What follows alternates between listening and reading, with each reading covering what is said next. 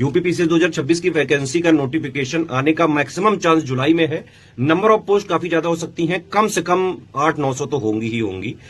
शुरू में अध्याचन कम पोस्ट का आएगा, लेकिन प्री के रिजल्ट से पहले जो भी अध्याचन मिलता है वो उसी साल की वैकेंसी में जोड़ दिया जाता है। तो ओवरऑल 2026 में एटलीस्ट 700-800-900 तो आनी ही आनी है।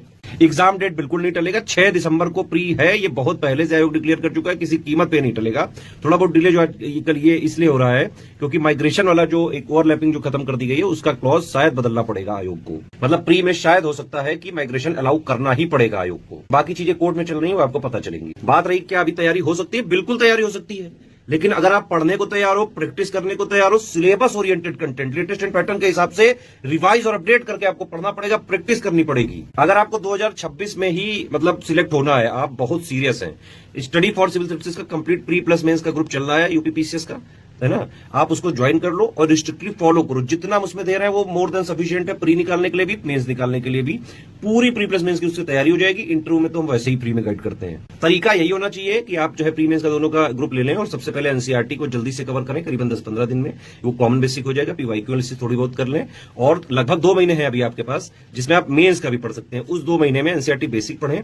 107 पॉइंट को जो जीएस का सिलेबस है, जीएस 1 से लेकर 6 तक का, एटलीस्ट उसकी थ्योरी पढ़ डालो, कॉन्सेप्चुअल अंडरस्टैंडिंग आप क्लियर कर लो। जो हर एक पॉइंट का 107 पॉइंट में हर एक पॉइंट का हमने 360 डिग्री कवरेज पूरा दिया हुआ है, स्टैटिक जीएस, उसको पढ़ लो, ठीक है। और जो मेंस के पीवाईक्यू की थोड़ी एनालिसिस कर लो। एटलीस्ट मेंस में आंसर राइटिंग करी कैसे जाती है ये सीख लो, ये आप सीख सकते हो 2-2.5 महीने में। उसके लिए हमारा आंसर राइटिंग का ग्रुप चल रहा है, बिल्कुल बेसिक से सिखाई जा रहा है, बिल्कुल बेसिक टू एडवांस लेवल तक। मेंस का हिंदी का थ्योरी पढ़ डालो पूरी, तो अगले 2-2.5 महीने ये करो। और जब प्री का करीबन 3.5 महीने बचा हो तो आप सिर्फ प्री पे जुट जाओ, क्योंकि भाई प्री बड़ा टफ है, प्री होना ही बहुत टफ है।